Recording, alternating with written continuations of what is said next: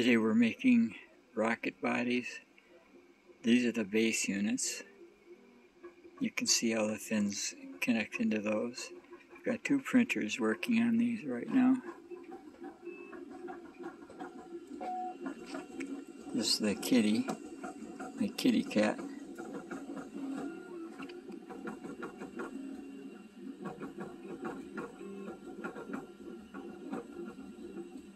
This one's a little rattly. Now I'm going to go over to the quiet one. This is the artillery sidewinder.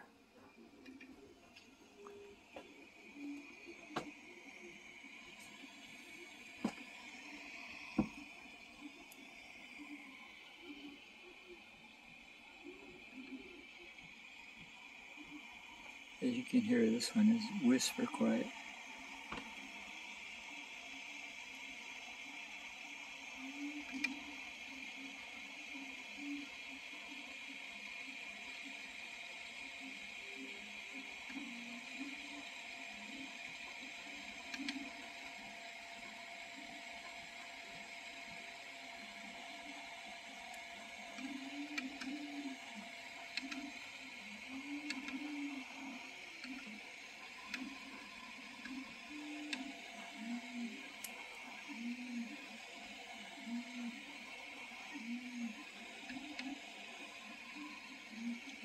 These prints take about 25 hours a piece.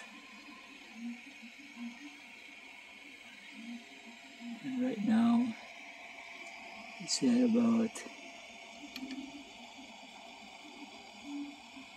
it says it's 39% done.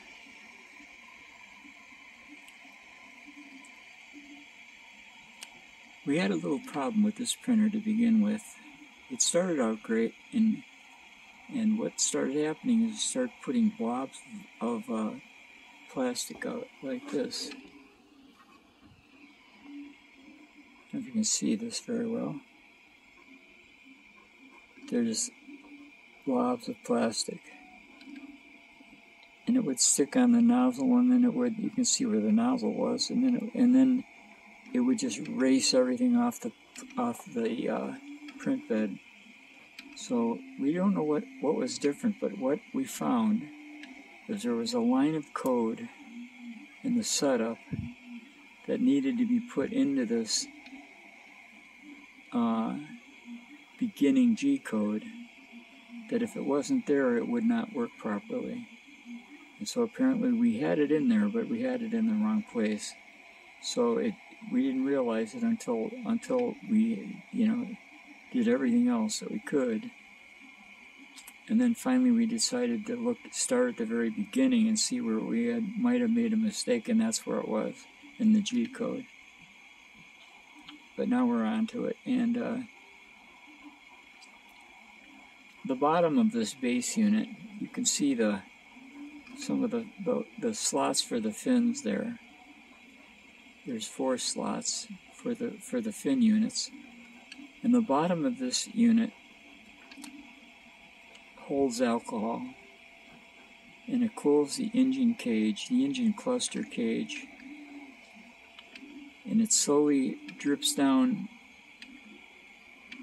and accelerates as it goes, because the engines get hot, motors get hot, and the alcohol is going to vaporize and keep it cooler, but also the alcohol goes down these tubes and into the blast cone, and they do 2 things. They make the flame burn cooler, because it's more of a reduction flame, and as much as we're hoping too, is they add somewhat to the thrust, so it's not just a wasted thing, like just a cooling thing, but it's also adding to the thrust too. Well, we've done a lot of things to do this, but you'd have to see this. But anyway, we're working on 4 of these rockets like this. They're 4 inches in diameter, probably about 6 feet tall. So it's quite a project. It takes a long time to do this. Like I said, this part is 10 inches tall, and it takes 24 hours. So anyway, that's what we're doing right now. We're making your rocket. Yes, sir. Good night, Irene. It's, I don't know what time it is. It's about 12 o'clock. I gotta get to bed and get some shut-eye. I just wanted to show you what's happening. Isn't that pretty? I just love the looks of this. This one's so quiet and it's so... I just love this printer, I do. Even though we've had a little bit of trouble doing it. It's well made, very, very well, quiet. It's really a super printer. So good night, guys. See you later. Over and out. Well, hi, folks. We're having a heat wave in Minnesota today. Yeah. 23 degrees. Look at this. Wow. It was like 40 below yesterday or a few days ago. Anyway, what we're doing here at El Rock is making rockets. Look at this baby. Huh? Now, this is a 15-inch midsection, if you can believe it. And let me show you something else here.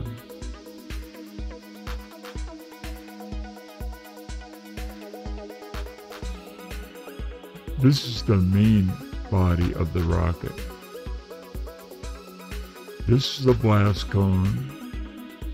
This is the lower main body. This is a fin. This is a fin mount.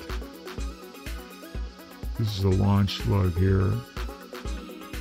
And these are tubes.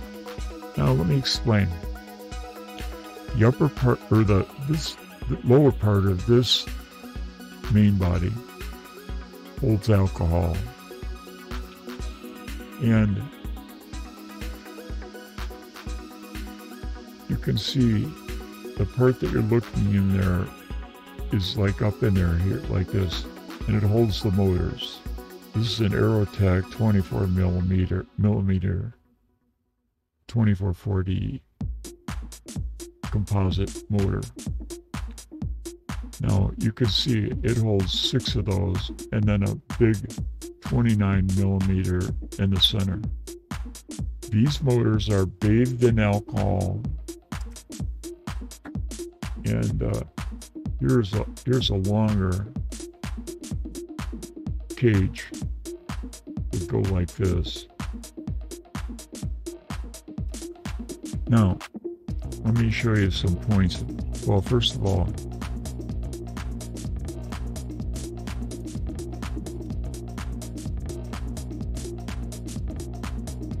I want you to look inside here.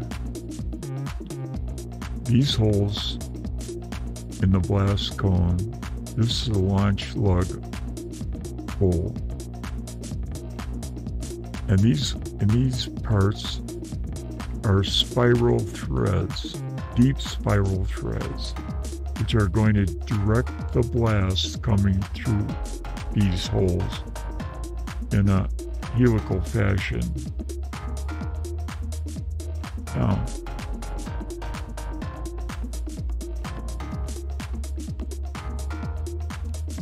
let me direct your attention to a few other things.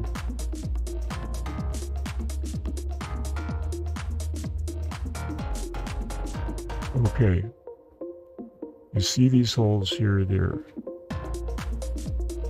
These are connected to each blast chamber. And the alcohol flows, let me show you.